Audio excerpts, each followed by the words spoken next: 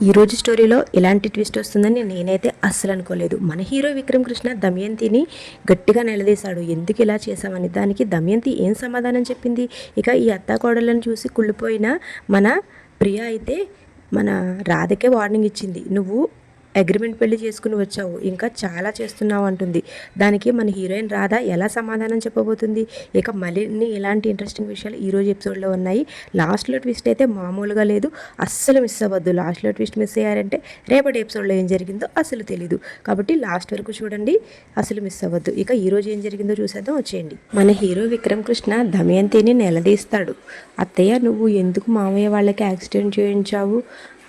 వైదేహి అత్తయ్య చావుకి నువ్వెందుకు కారణమయ్యావు? నీ వల్లే చిట్టి మనందరికీ దూరమైంది. అలాంటి పరిస్థితిని నువ్వు ఎందుకు తీసుకొచ్చావు? చెప్పత్తయ్య, ఎందుకు ఇలా చేశావు? చెప్పు అని గట్టిగా నిలదీస్తాడు దమయంతిని మన హీరో విక్రమ్ కృష్ణ. అప్పుడు దమయంతి ఇలా అంటుంది.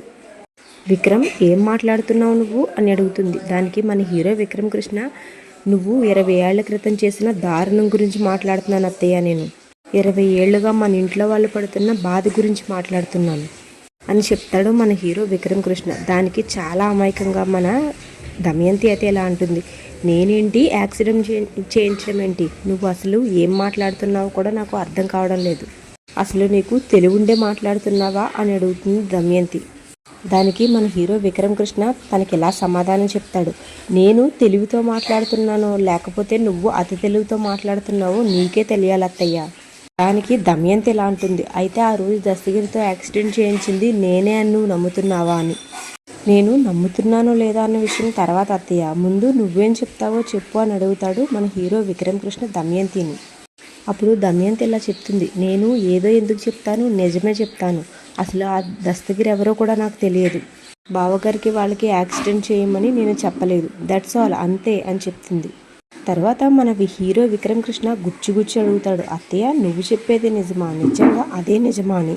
ఇప్పుడే దమయంతికి ఒక షాక్ ఇస్తాడు మన హీరో విక్రమ్ కృష్ణ. సరే, నువ్వు చేయలేదని అనుకుందాం. మరి నువ్వు చేయలేనప్పుడు దస్తగిరి నిన్ను చూసి వేలెందుకు చూపించాడు?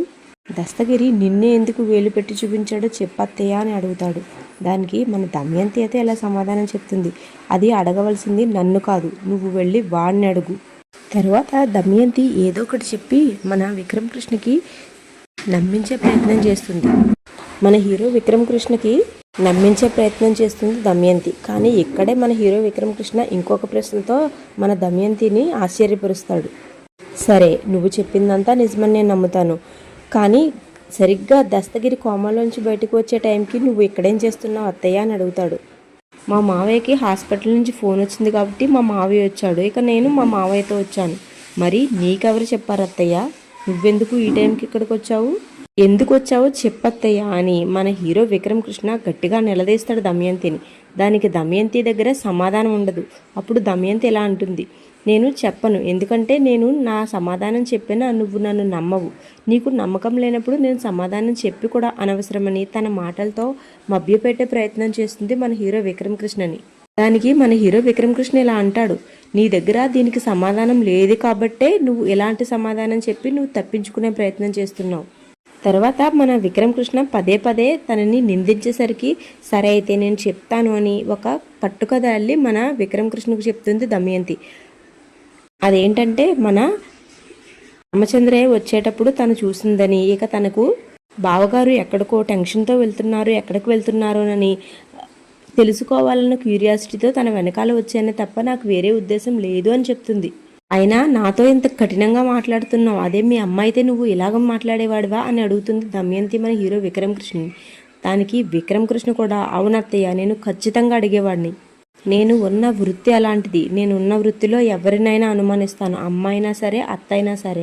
చివరిగా మన విక్రమ్ కృష్ణ ఒక విషయాన్ని అయితే దమయంతికి చెప్తాడు. అత్తయ్య, ఒక్క విషయం గుర్తుంచుకో, ఈ యాక్సిడెంట్ చేయించింది నువ్వైనా, నీకు తెలిసిన వాళ్ళైనా, నీకు తెలియని వాళ్ళైనా, ఎవరైనా సరే నేను వాళ్ళని పట్టుకుని తీరుతాను. ఇక వాళ్ళని చట్టానికి అప్పగించి వాళ్ళకి తగిన శిక్ష పడేలా చేస్తాను అని చెప్పి అక్కడి నుంచి వెళ్ళిపోతాడు. తరువాత మన హీరోయిన్ రాధకి జడ ఇస్తూ ఉంటుంది తన అత్తగారు. ఇక వాళ్ళు చాలా అన్యోన్యంగా మాట్లాడుకుంటూ ఉంటారు. ఇంతలో అక్కడికి వచ్చిన అను ఇంకా నందగోపాల్ కూడా వాళ్ళు కూడా అక్కడ కూర్చుని చాలా బాగా టైం స్పెండ్ చేస్తుంటారు. చాలా ఆనందంగా నవ్వుకుంటూ సంతోషంగా సరదాగా ఉంటారు. ఇక ఇదంతా చూస్తూ కుళ్ళిపోతుంది మన ప్రియ. తర్వాత వాళ్ళు అక్కడి నుంచి వెళ్ళిపోయిన తర్వాత ప్రియ రాధ దగ్గరికి వచ్చి ఇలా అంటుంది, ఏంటి నువ్వేదో నిజమైన కోడల్లాగా వాళ్ళతో చాలా అన్యోన్యంగా ఉంటున్నావు, ఇక చాలా చేస్తున్నావు నువ్వు. మీది అగ్రిమెంట్ పెళ్ళి అన్న విషయం నువ్వు మర్చిపోకు. మా వాళ్ళని నువ్వు మోసం చేస్తున్నావు అన్న విషయం వాళ్ళకి తెలిసిందంటే నీ పరిస్థితి ఏంటో ఒక్కసారి ఊహించుకో అని చెప్తుంది ప్రియ మన హీరోయిన్ రాధతో. దానికి మన హీరోయిన్ రాధ అయితే ఇలా సమాధానం చెప్తుంది, ఇప్పుడు నీకు ఒక విషయం చెప్పాలి. నువ్వు అనుకున్నట్టుగా నేను వాళ్ళని ఏం మోసం చేయట్లేదు. వాళ్ళకి అనవసరంగా వాళ్ళకి దగ్గర కూడా అవడం లేదు. నేను ఈ ఇంటి కోడల్ని కాబట్టే వాళ్ళకి దగ్గర అవుతున్నాను అని సమాధానం చెప్తుంది మన హీరోయిన్ రాధ. ఆ సమాధానానికి మన ప్రియకైతే ఫ్యూజులు ఎగిరిపోతాయని చెప్పాలి.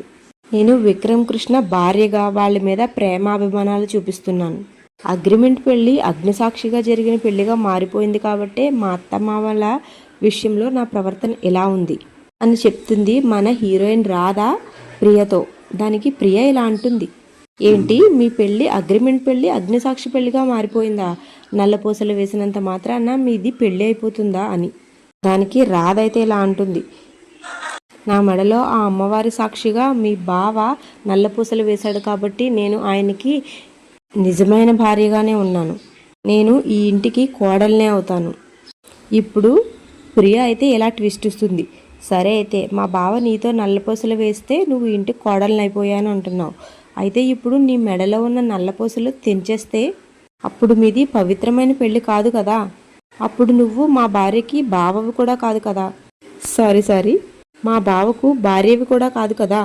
మా బావ నీ మెడలో కట్టిన నల్లపూసలను ఇక్కడే తీసేస్తానని మన హీరోయిన్ రాధ మెడలో నల్లపూసలు పట్టుకుంటుంది ప్రియ.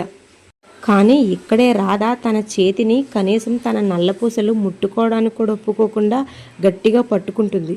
తర్వాత తన చేతిని ఒక్కసారిగా విదిలించి తన చెంపపై కొడుతుంది. నిన్ను ఇప్పుడు కొట్టాను, మళ్ళీ ఇంకొకసారి నా నల్లపూసలపై చెయ్యేస్తే నిన్ను నరికేస్తాను. ఎవరైనా సరే నా మాంగళ్యం జోలికి వస్తే జరిగేది మాత్రం ఇదే. ఇప్పటి వరకు ఒక లెక్క, ఇప్పటి నుంచి మరొక లెక్క. ఇప్పటి వరకు నేను ఇంటికి కోడలిగా మాత్రమే నటించాను, కానీ ఇప్పటి నుంచి నేను ఈ ఇంటికి కోడలిగా మారిపోయాను. నువ్వు నా ప్లేస్ దొబ్బేయాలి అని చూస్తే ఊహించని దెబ్బలు తగులుతాయి. ఈ రోజు నుంచి నా భర్తని నువ్వు మర్చిపో. పరాయి స్త్రీ భర్తని ప్రేమించడం తప్పు అని తెలుసుకుని నీ మనసు మార్చుకో, లేదంటే నీకు చుక్కలు చూపిస్తాను అని అక్కడి నుంచి వెళ్ళిపోతుంది మన హీరోయిన్ రాధ. ఇక తర్వాత మన హీరో విక్రమ్ కృష్ణ ఇంకా హీరోయిన్ రాధ గదిలో దెబ్బలాడుకుంటూ ఉంటారు. ఇక మన హీరోయిన్ రాధ మన హీరో విక్రమ్ కృష్ణ ఇలా అంటుంది, ఏవండి అని. దానికి మన హీరో అసలే ఇరిటేషన్లో ఉండి మన రాధ పిలిచిన పిలుపుకి ఇంకా ఇరిటేట్ అవుతూ ఉంటాడు. ఇక వీళ్ళిద్దరూ గొడవ పడడం చూసి మన ప్రియ అయితే వీళ్ళిద్దరూ గొడవ పడుతున్నారు, వీళ్ళిద్దరిని ఇప్పుడు వీడియో తీసి మనం అందరికీ చూపిస్తే వీళ్ళది అగ్రిమెంట్ మ్యారేజ్ అనే విషయం తెలుస్తుంది అని తొందరగా వెళ్ళి తన మొబైల్ తీసుకొచ్చి షూట్ చేసే ప్రయత్నం చేస్తుంది. ఇప్పుడే తనని మన హీరో విక్రమ్ కృష్ణ చూసేస్తాడు. తర్వాత సడన్గా ఇక ప్లేట్ మార్చి రాధతో జరిగిన గొడవ కాస్త ప్రేమగా మార్చేసి తన మాటలు మారుస్తాడు. అలా ఈరోజు ఎపిసోడ్ అయితే అయిపోతుంది. రేపటి ఎపిసోడ్ అయితే ఇంకా ఇంట్రెస్టింగ్గా ఉండబోతుంది. ఈ రాధాకృష్ణులు ఇంకా ఒక స్టెప్ ముందుకు వేశారనే చెప్పాలి. ఇక నేనైతే చెప్పలేను, రేపైతే చూపిస్తాను. ఇక రేపటి ఎపిసోడ్ ఏమవుతుందో కూడా మీకు స్క్రీన్ మీద చూపించేస్తాను, చూసేయండి. రేపటి ఎపిసోడ్ అస్సలు మిస్ అవ్వద్దు, చాలా ఇంట్రెస్టింగ్గా ఉండబోతుంది. రేపు చెప్తాను ఏం జరిగిందన్న విషయం. ఇంతవరకు చూసినందుకు థ్యాంక్ యూ సో మచ్.